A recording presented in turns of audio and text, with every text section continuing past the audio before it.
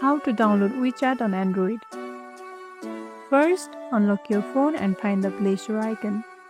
It's an icon with a colorful triangle in it. Tap it. In the search bar at the top, type WeChat and hit search. Look for the greenish bubble logo with chat icons. It should say WeChat by WeChat International Private Limited. Tap it.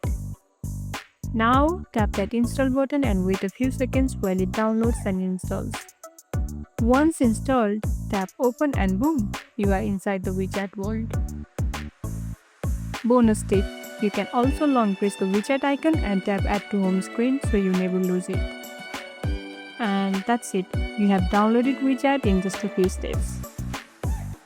If you found this video helpful, don't forget to like this video, subscribe and tap the bell icon so you never miss an update. Comment below on what tutorial you need next. See you in the next one.